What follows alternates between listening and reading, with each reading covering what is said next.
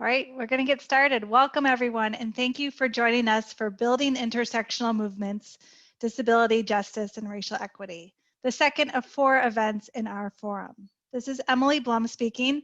I'm the Executive Director of ADA 25 Advancing Leadership. My pronouns are she and her, and an image description of me, for those who are blind or low vision, is that I am a white woman with brown wavy hair.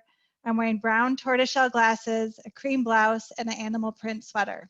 I'm in my home office in front of an abstract blue, yellow, green piece of artwork. We sent out a guide on accessing key accessibility features in Zoom, and we have both CART and ASL interpreters. We also have Spanish live interpretation available. If you have any challenges accessing these features, please connect with us via the chat box. My colleagues will be monitoring and responding. Please also keep that chat box clear for technical issues only. Thank you everyone for joining us this afternoon, including so many Advancing Leadership members and those who donated to support the accessibility of this program and series. For those who may be unfamiliar with us, we are a network of positive disruptors, all people with disabilities, including myself, who are using our power to create an equitable and inclusive society. And we believe our ideas, experiences, and leadership as people with disabilities are vital to achieving justice. If you want to join our network and attend our year-long Leadership Institute, applications are open until this Friday. So visit ada25chicago.org/apply for more information, and that information will be in the chat box as well. Today's event and our forum, which is a 4-part series centering in-depth and action-oriented conversations on the intersections of racial equity and disability justice, is presented with generous support from the Disabilities Fund at the Chicago Community Trust, MacArthur Foundation, Grand Victoria Foundation, Polk Brothers Foundation, CDW, and Crossroads Fund. Thank you to all of our sponsors and all of you who donated to support this forum. I want to remind those who signed up for the post-presentation breakout sessions that they will need to leave this Zoom meeting when we conclude at 4:55 Central and rejoin for the breakouts using the additional link in the Know Before You Zoom email at 5 p.m. Following the presentation, our partner in this forum, Andrea Levant, will come on with directions for joining the breakout group. We will also have CART, ASL, and Spanish interpretation available for those sessions. Engage with us on social media, Facebook, Twitter, and LinkedIn throughout the forum using the hashtags Disability Power Influence and Disability Justice Forum. Okay, finally, on to today's event. We are thrilled to be joined by an incredible panel moderated by Xavier Ramey, CEO and lead strategist of Justice Informed. Please note there is a small change to our lineup, and Michelle Garcia from Access Living is no longer able to participate today, and we are all sending her our very best vibes. In her place, we will be joined by justice advocate Jin-Jae Pak, alongside our other panelists, author, artist, and educator Benji Hart, and queer Latina feminist mental health activist Dior Vargas. But before I turn it over to Xavier for what I know will be a fabulous, fabulous conversation, I'd like to introduce founder of Crip Hop Nation, Leroy Moore, for a reading. Welcome, Leroy.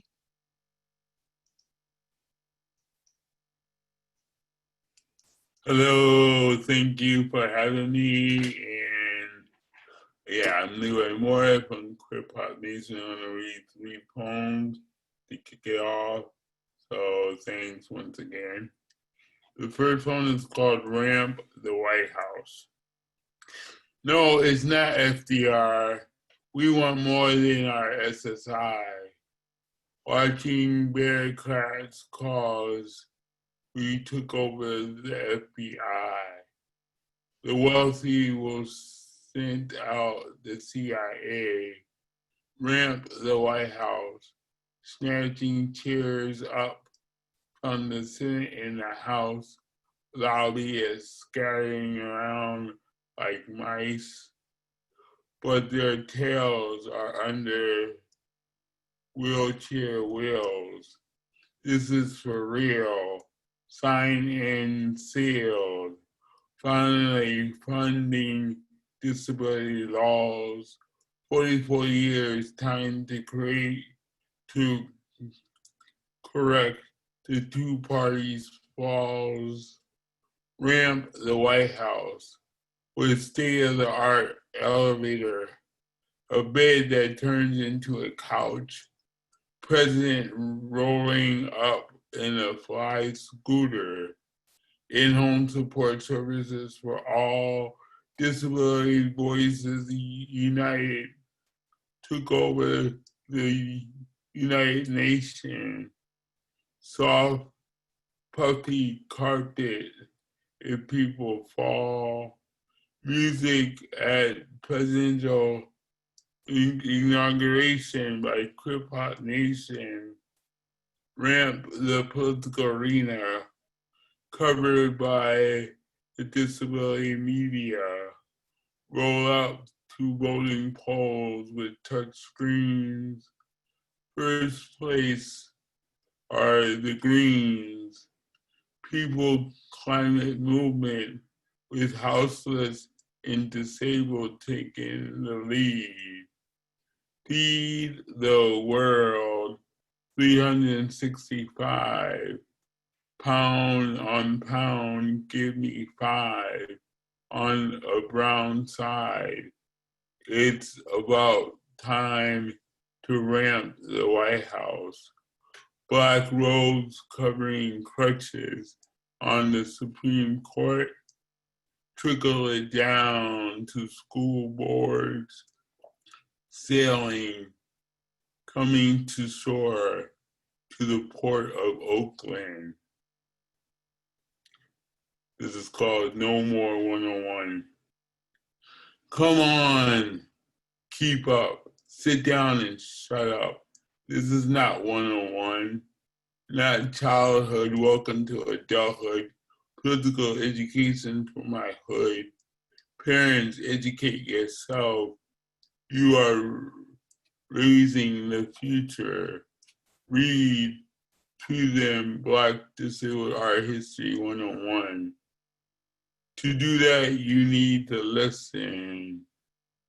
We know that you are ready to begin. For the rest of you, this is the end.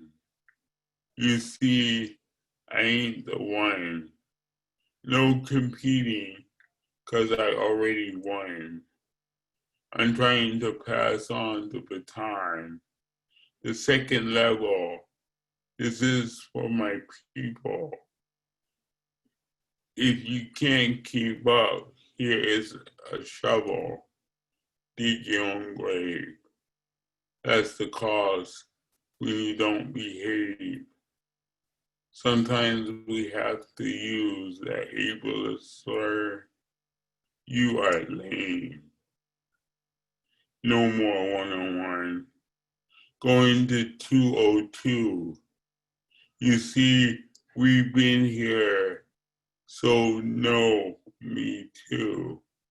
We don't live in courtrooms, so here are some brooms to sweep away intersectionality. We have many identities. Oops, sorry, slip back to 101. That is basic by just looking at me. Hey, mainstream media, keep this on file. You don't need another inspirational porn profile. Put some disability justice in your media, because this is not 101. Don't have time to go back. When Black disabled people are shot in the back, straight ahead, got to move forward. We might lose some, but we started with none. Now there are a lot more than one. Pull out Sins and Valid's website, where DJ came from. Let's do this right. Talk to the people who started it. Now that is tight. Half of the class trying to bring our ass back to 101, but we put them to rest. You all have passed this class. Next semester going on to the next level, hip hop. And you know we can't stop. Put on that boom bap. Let's see if we can last.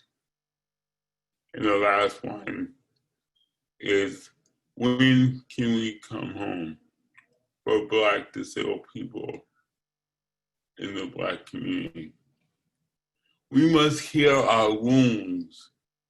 The time is coming soon. You gave us so much blues. It's all up to you. When can we come home? We tried to call, but there's no dial tone. Can't flex, 'cause no one answers our texts. So you tell me what's next.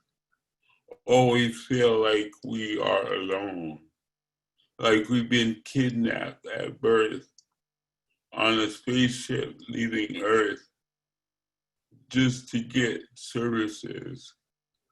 Black ableism waiting. So this is how it is. We must heal our wounds. The time is coming soon. You gave us so much blues. It's all up to you. When can we come home? We have multiplied. This time there's no bye-bye. We are looking at you eye to eye. This is a conversation, not a fight. We are healing our wounds. The time is now. You gave us so much blues, but it's not up to you. We are coming home. Thank you.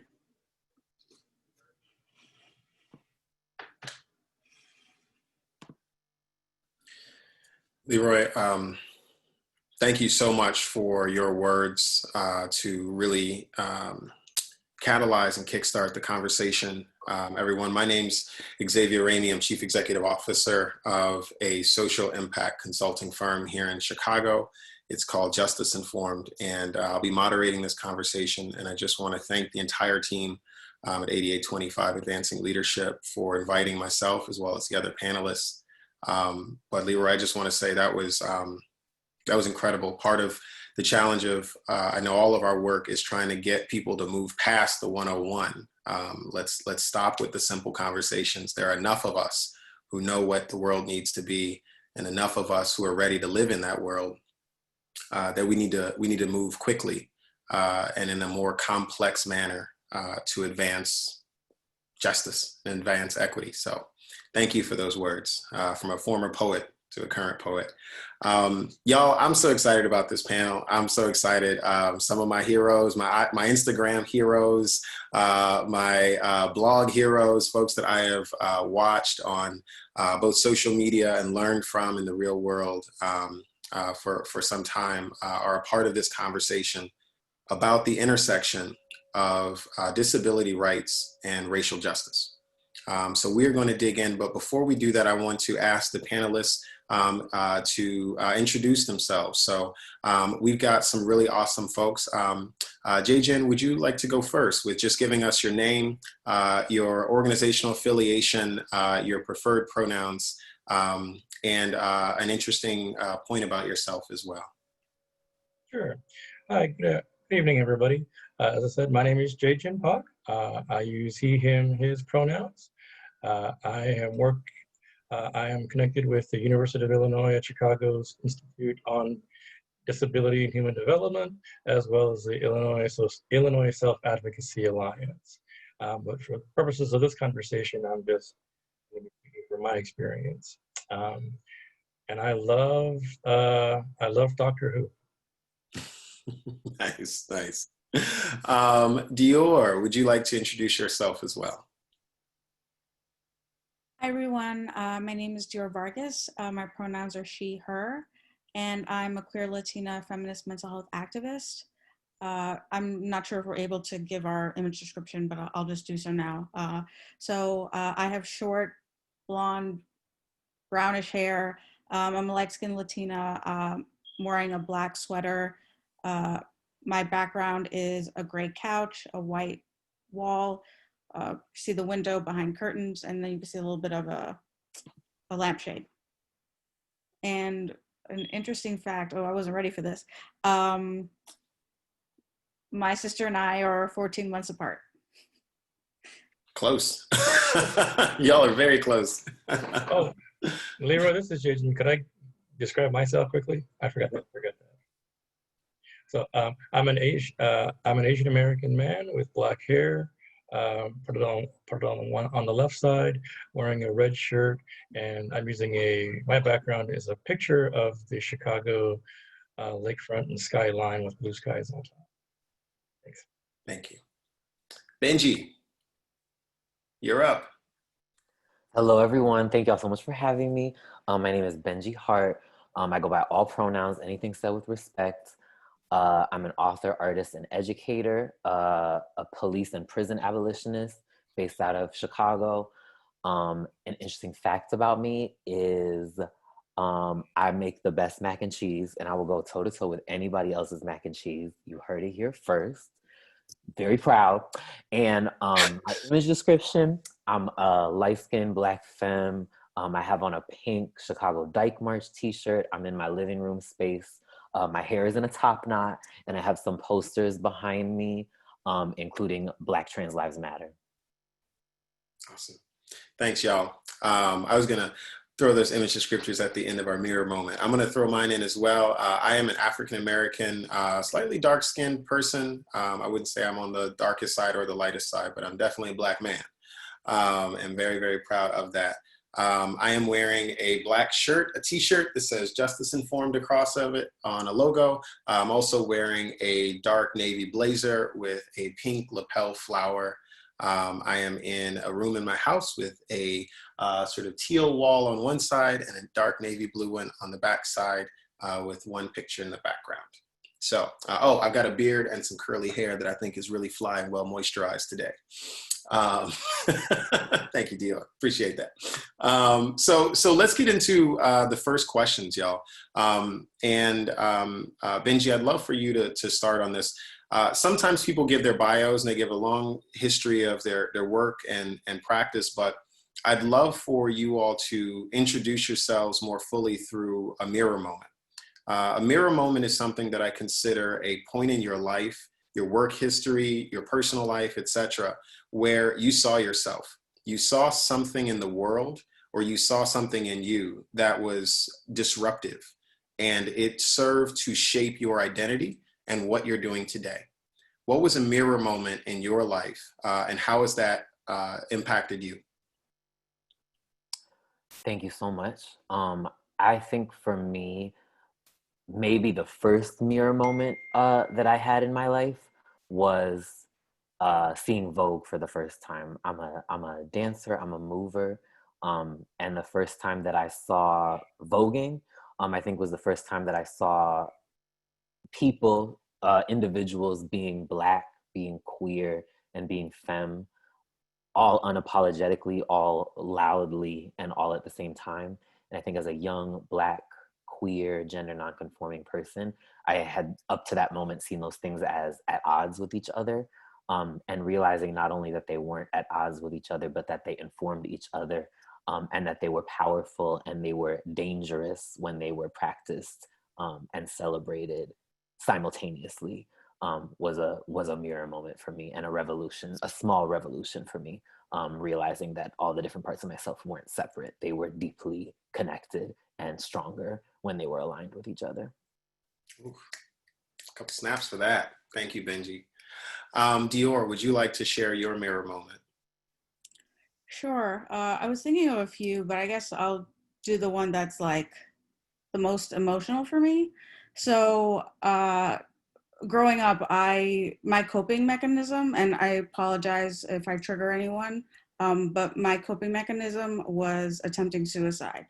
And so from the age of like 11 to 18, I was consistently trying to do that. And it wasn't until I was 18 when I was hospitalized and placed in a psychiatric ward. And so for me, I just saw that people had to feign sanity in order to be able to get out of there. And so I quickly got on that bandwagon, so to speak, and decided to just do that as a way to survive, but also to get out of there. So anyway, I remember trying to be more open and social. And I remember being in the living room of the psychiatric ward, and Oprah was on. And my roommate, who was a much older woman who I did not speak to, I didn't speak to anyone, honestly. Oprah was on TV, and she was at a concentration camp. And my roommate pointed at the screen and said I was there. And I think that really just made me question everything that I had done in terms of trying to cope. And also just having this upbringing of like hearing about your immigrant family and all the stuff that they went through, and me trying to consistently end my life. And then having a roommate who had gone through such a horrible experience, it just really opened my eyes. And it was just something that from there, I just started taking care of my mental health and really trying to move forward from very destructive coping patterns. Thank you for sharing that, Dior. Jay-Jen, you're up. Oh, wow. Thank you for sharing both of those. When I was thinking about this, I have two. One of them, in terms of my mirror moment, dealing with my kind of like Asian identity and being different, was throughout my elementary school of being what felt like to be the only Asian kid in school, and then dealing with stereotypes and bullying made me realize I'm different because of my Asianness. And then, oddly enough, in 2004, I was invited to a community leadership program for young American Asian Americans. And that, walking into that space of being in a room of 40 Asian American peers, talking about our names and sharing stories and experiences, and just in that space, seeing people that looked like me, that could relate to me, I didn't have to explain it, was one of the most powerful experiences that I will never forget, in a positive sense. Of it helped me reclaim my Asian heritage and kind of like be proud of it, and removed a lot of like cumulative, because of the teasing and the stereotyping, kind of negative, or the shame and negative aspects that I was carrying with me. So those are, I would say, yeah, 2004 was like really impactful. Thank you all for that. My mirror moment is really one that changed my life in many ways, but also directed a lot of my work today. So I grew up in North Lawndale in Chicago, in a part of North Lawndale called K-Town, and a subsection of K-Town called Holy City. And it's called that because that's where the Vice Lords were founded. The Vice Lords are a street gang. And it was rough growing up around there, but when I was younger, my parents split up and my mom moved up near the Cabrini Green projects on the other side of town, north side. And that was the first time I'd ever gone to, you're living in a neighborhood in Chicago that's predominantly, one part is predominantly white, but it just structurally looks really different. You have the Gold Coast like 4 blocks away.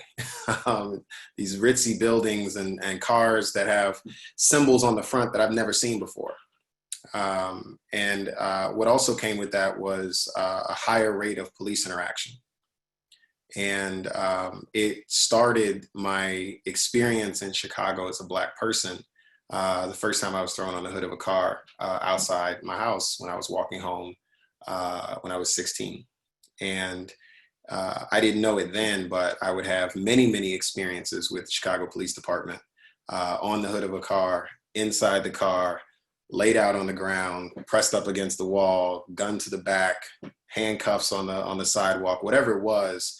It began a long experience with a conversation around safety and what safety means, around violence and how we define it.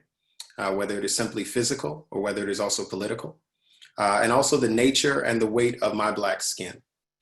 And side by side with that, what has been the work since then, understanding the limits of other people who don't look like me, their commitment to me, versus their intention to have a commitment to me and my Black skin. My white neighbors never said a word every single time I was on the hood of a car for almost 10 years, never said one word.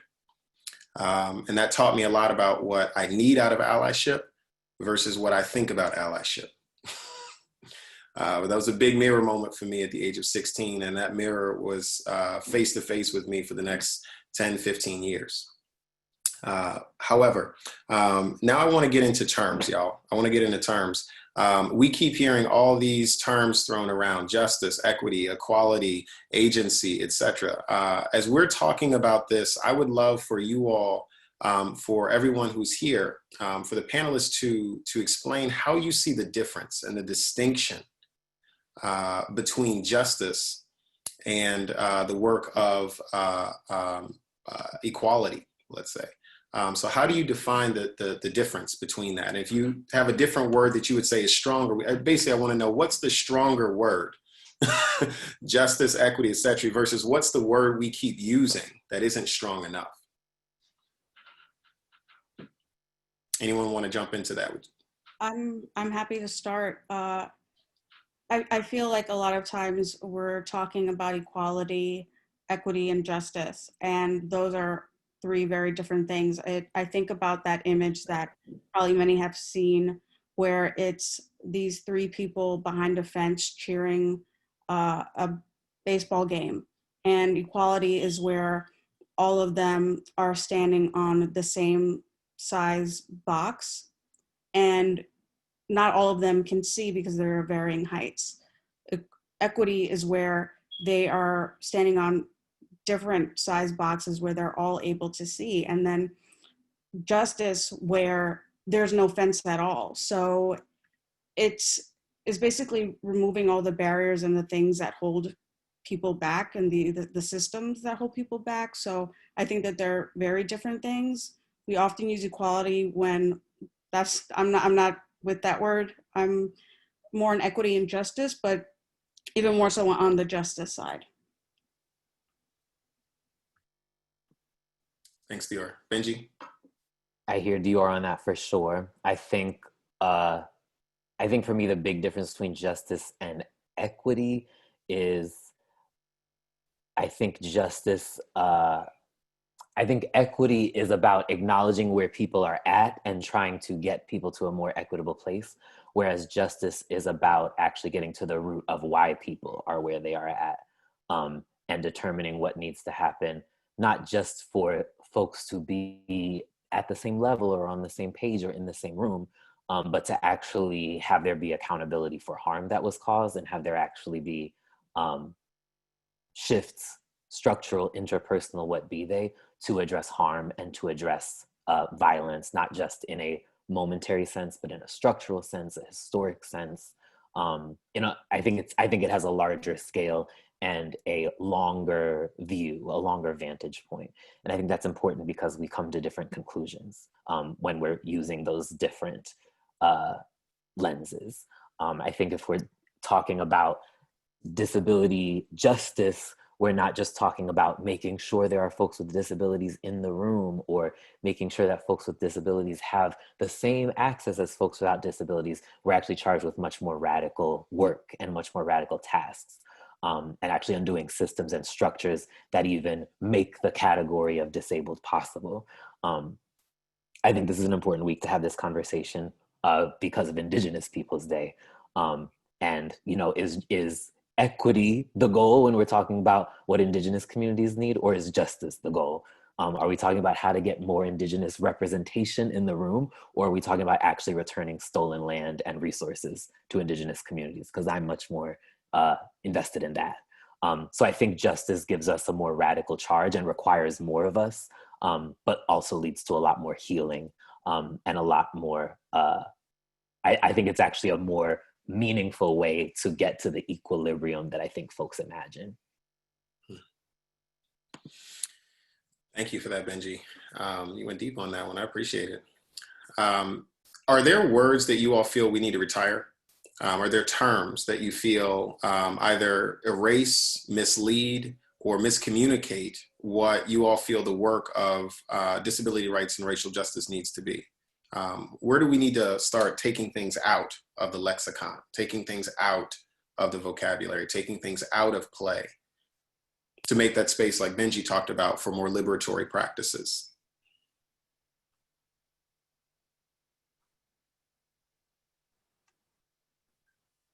This is Jin.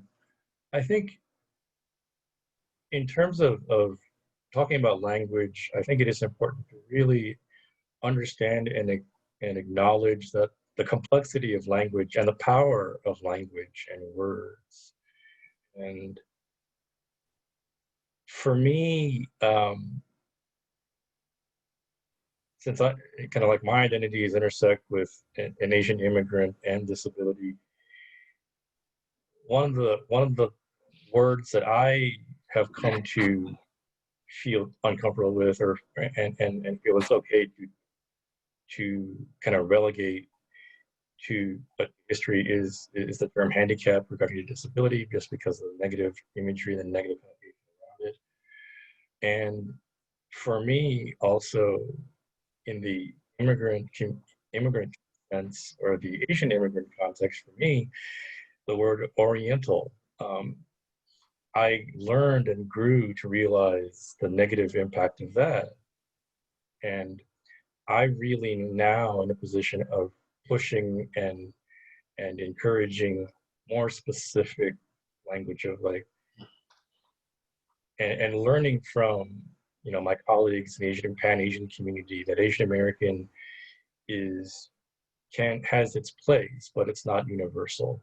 That when possible, and you learn a person identifies as Korean American or Japanese American or Arabic or Iraqi or Pakistani, that you make an effort to be that specific so that it's clear when you're talking about, when you're addressing a question or responding to a question or around a.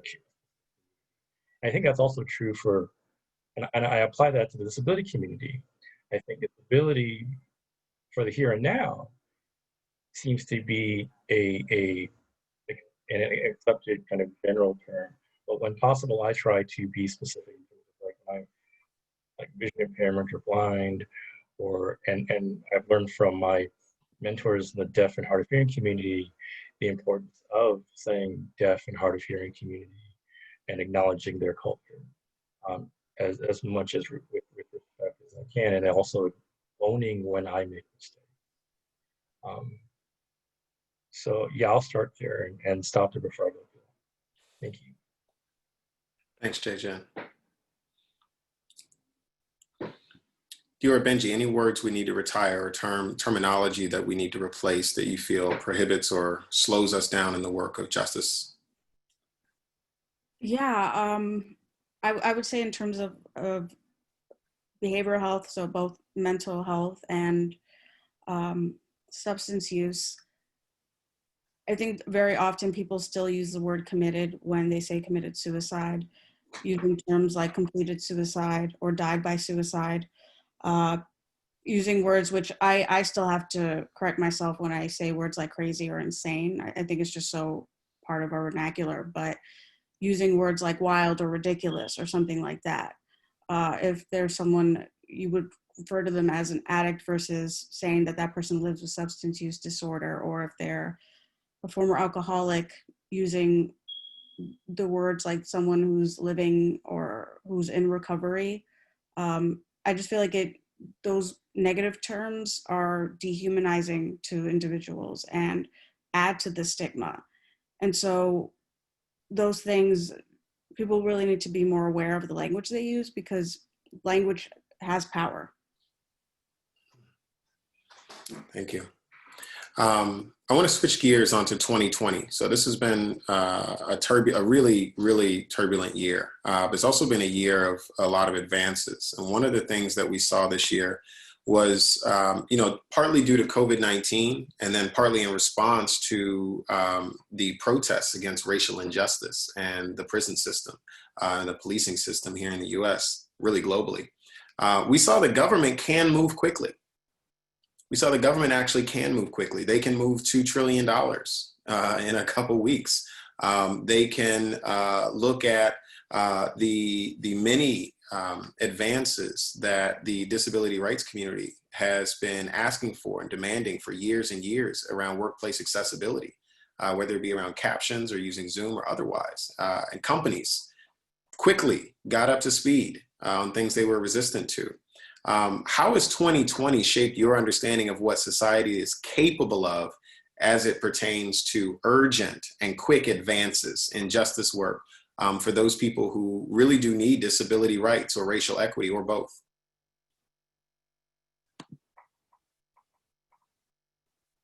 I would say, to quote my friend Kemi Alabi, poet Kemi Alabi, 2020 has definitely been a masks off year. It's been a year where a lot of what folks on the margins have pointed to has been proven true, and that's true in some of the most violent and harsh realities of this year. But it's also true in terms of the movement and of the insurgency and of the really dramatic shifts in positive directions, in hopeful directions that have also happened this year. And I think, again, for many of us who are on the margins, or for many of us who belong to oppressed communities and oppressed identities, these actually aren't new revelations, but there's some important fodder from this year. There's some important proof in this year.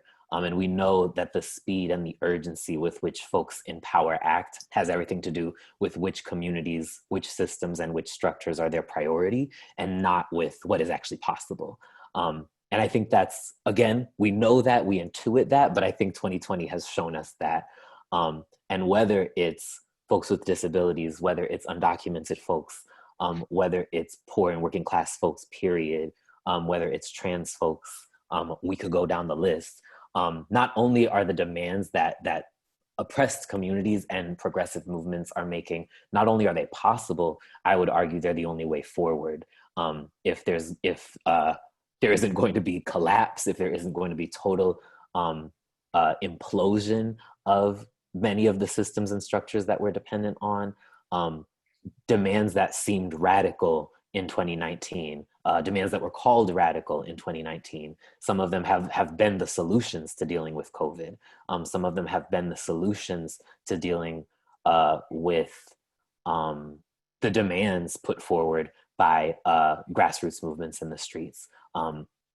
So all that's to say, I don't just think we've been lied to about what's possible.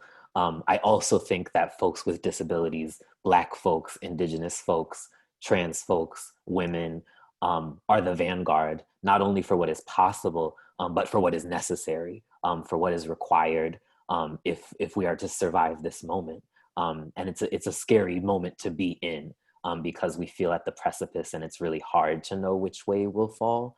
But I genuinely believe that the most marginalized voices are making the most radical demands. And if we listen to those demands, we're actually in a watershed moment to reshape our society in some of the most just ways, some of the most radical ways that have ever been imagined. And in my hopeful moments, I think that's very exciting, actually. Thank you. I would also share, thinking about COVID and thinking about access, specifically in New York City, and I know this is the case for a lot of other cities. When it comes to students, high school students in New York City, specifically public schools, a lot of these students don't have Wi-Fi, they don't have access to technology. And now there are still issues with how students are accessing these things, but I know that schools are now trying to give students Chromebooks, iPads, those with those Wi-Fi capabilities. And so those are things that no one really paid attention to. And now that we're in a position where those kids need that to learn, now they're doing what they should be doing to support those students. I'm also thinking about how a lot of these corporations are now hiring DEI, so diversity, equity, and inclusion folks to start having these conversations when we should have had these conversations decades ago. And so it's hard for me to see the authenticity in that. And I know I'm going to a whole other tangent, but I just hope that we're more intentional and less of that whole quota idea, or just making sure we do this just for the sake of it. Thank you. Last question I have for this part, and we want to go to a Q&A as well. So if folks have questions, start putting them into the Q&A, or I know that Andrea is going to be coming on later to moderate those questions. So just be ready for that. But this last question is about the, when we think about over the last year, there's been an elevated conversation on police and prison abolition, and just in general, the question of which systems must we replace? Which systems do we find a level of inherent violence in? And that was really elevated this year in a way that we haven't seen it before, including back in 2014 and 15, around when the rise of the Black Lives Matter movement started, as well as, the Civil Rights Act and the Civil Rights era in those decades. But prisons are often institutions that, in many ways, they exacerbate the experience of physical and mental disabilities. Partly due to the lack of adequate facilities, partly due to an inherent culture of physical harm, the presence of a culture of toxic masculinity, and an assumption of mental and or psychological violence in anyone who is incarcerated. There's an assumption that people are violent by nature if they are incarcerated. And all of that happens while prisons are still a foundation of racialized capital protection and community harm. And so with that, the police have then been thrust into the spotlight, because the only way to get to prison is by virtue of being caught by a police officer. And so police have been thrust in as the carriers of harmful practices, but also at times they reflect the identities of those who need protection most. They may be people with disabilities. They may be people who are Black. They are people who are Latinx. And in some ways, that's co-opted the language of social progress and awareness, similar to the constant portrayal of police officers' right to shoot being justified due to their fear or anxiety in a situation. But that anxiety is not the call of focusing on anxiety is not something that extends into the disability rights conversation as it relates to policing. It's only for the police officer. And so the question I have is, how do you see this as a moment to join the movements for disability rights and racial justice in real ways? And what tools or practices or communities do you feel that we need to focus on to leverage this moment? This is JJ, and it's like, this is like I really appreciate the conversation and this question. And it's hard because it's fun. It's like, for me, I definitely think there is a need, and I do want. No, that's the wrong way of starting it. Yes, we do need to change policing and the criminal justice system. How that's going to be done, I'm not quite sure, but I really want that to happen, because it's devolved into a warehousing, and that's fueled by bias and racism and ableism and just negative stereotypes of who's easy to oppress and put away. And that's not the purpose. Part of me believes and hopes that that's not the point. That's not the purpose of a criminal justice or a justice system where there is investigation and trial and some supposedly just, fair punishment. But alongside that is also, that's tied to that's important to me and my colleagues in the immigrant community, is also this rampant abuse of the Immigrant Customs Enforcement Agency and the unlawful and forced detention asylum seekers and refugees and immigrants and people who are fleeing to this country for what the U.S. promises is a sense of a better life, and then being arrested, jailed, and stuck in cages and in the past year, few years, all of that horridness is going on as well. And that I would, I'm tired and frustrated to seeing the people that and the communities that I can identify with.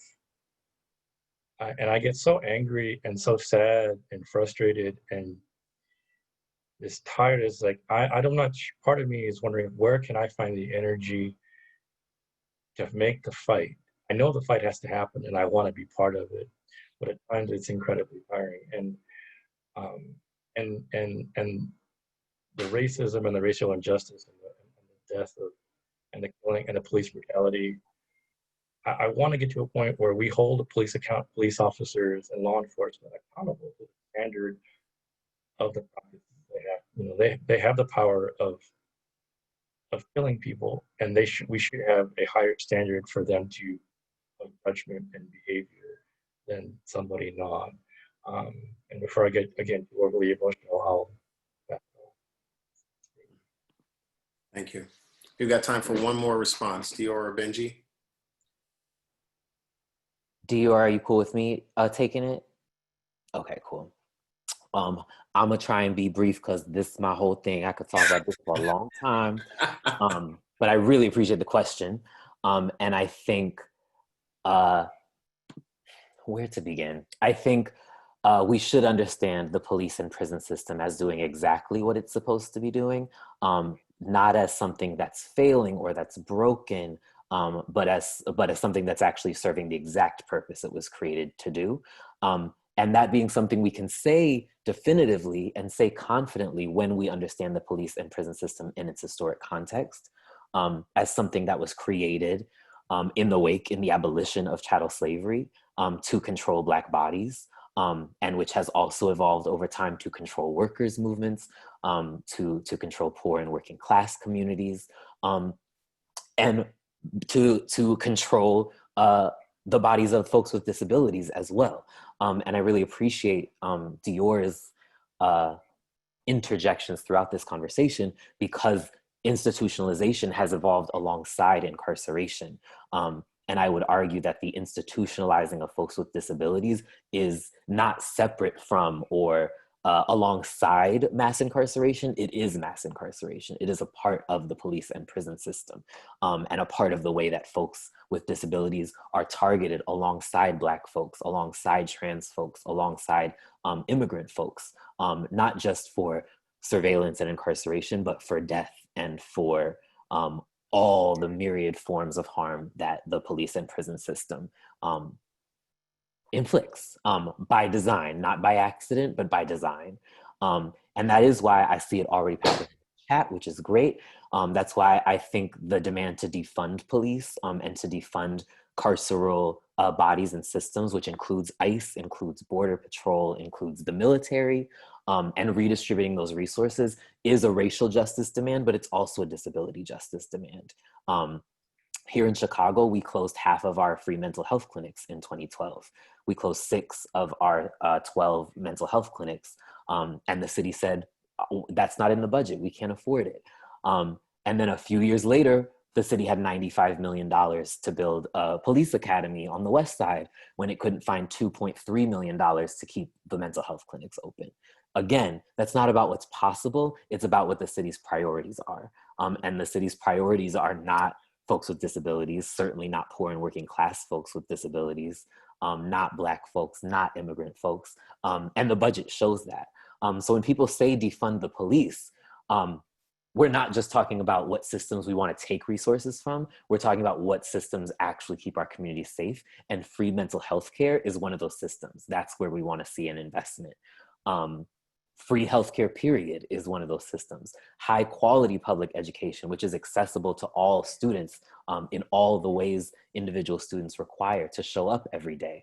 Having counselors and interpreters and resources that support student growth and student learning, and not police officers patrolling our public schools. These are all demands that benefit Black folks and queer folks and trans folks and folks with disabilities, folks of all oppressed and marginalized identities. So I think that's a really important demand to lift up in this conversation, because for me, that's one of the most concrete ways that there can be real solidarity between the movement for disability justice and the movement for Black lives, movement for trans liberation, feminist movements, so many of the movements that are leading the call right now. I think we intersect, all of those movements intersect in the demand that investments actually be made in our communities and not in the bodies that surveil, police, harass, and kill our communities as they have been doing since they were founded. Thank you for that, Benji. And thank you all for your candid and incredibly thoughtful answers.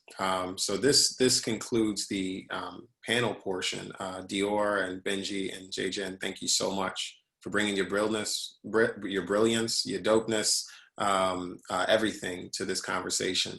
I want to pass it off to Alex on the ADA team. I also want to just note, I know we're a little bit behind, so I'm not sure how many, if any, questions we can get to, but I want to bring Alex back in. Thank you, Xavier, and thank you to all the panelists. I'm going to ask just one question that will tee up our next conversation for the next part of the series, which are, to all the panelists, what are your asks of those in government decision makers, policy makers, and the philanthropic sector to change course and increase accountability to the communities that you care about? And what do you want to see happen in working with those decision makers? So what are your asks? This is JJ. I can start if that's okay. So I'd ask policymakers to make policies, when they think about diversity and inclusion, that they're very intentional and proactive in including all different disability communities, the disability communities and all the diversity of disability be part and included in legislation or policies they talk about, as well as all the different racial and ethnic communities that are part of that are connected to a town or state or region or country. That one of my things is, or frustrations and is being Asian, is in a lot of conversations and mainstream conversations around disability, it's like, or around language access, is Spanish and English. And I am all in for the fight for language access for Spanish language, but I'm Korean. I have friends in there's other languages, so please be intentional and fair in including multilingual and multicultural, as well as the LGBTQ and all the gender identity communities. It's complex, and be very thorough in that and intentional with that. And I would also ask all the funders to provide funding for organizations and make the funding easier to access to do accommodation and what help organizations become accessible, both to all the accessibility needs of the multiple disability communities and needs that are out there, and listen to those of us in the disability community to say what type of accommodations we need, and give us funding that's equitable and fair, as well as organizations that provide services to disability communities, bring them money and funding to do more comprehensive and in-depth services, as opposed to picking and nitpicking for that. Thanks. Hey, this is Andrea, everybody. So I am jumping on because we want to get to the breakout session. So I just wanted to ask Dior and Benji if you had any kind of like a one-sentence statement that perhaps you would want to say in response to this question. My one-sentence statement is, the simplest framework that I think folks should be universally operating from is an invest divest model, meaning that when I'm looking to folks in seats of power, I'm looking at where are you willing to remove resources from, and where are you willing to reinvest those resources. So I want to see a divestment from police, prisons, detention centers, ICE, Border Patrol, any institution that is about caging, surveilling, and killing oppressed communities, which is what those institutions were created to do, and an investment in green space, arts programs, affordable housing, free healthcare, free public transportation, all the things that actually make our cities and our communities more accessible, and that provide actual support to oppressed communities, which police and prison and carceral institutions fundamentally don't.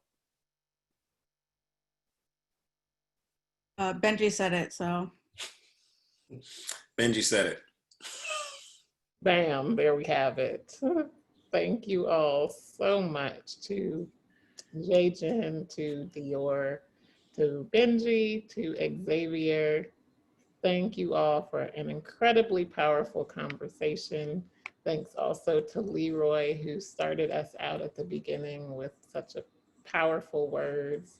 We're super grateful. And we are grateful to continue the conversation. So for those that don't know me or were not on the last session, my name is Andrea Levant, and I have a disability-focused strategy and communications firm, and I'm thrilled to partner with 8825 Advancing Leadership for these incredible conversations around disability justice and racial equity.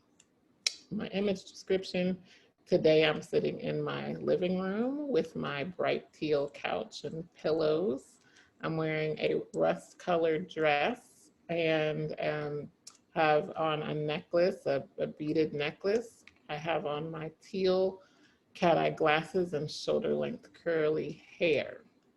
So now we are going to move into the breakout groups, where each group will be moderated by an Advancing Leadership member. There will be CART and ASL in some of the rooms. If you find yourself in the room without the accommodation that you need, please return to the main session and we will correct it. If you did register for a breakout group, please join us using the link that was shared in your email, and I imagine may be shared in the chat. And we hope to see you all at our next forum, and look forward to moving these conversations forward. I will see you in the breakout group.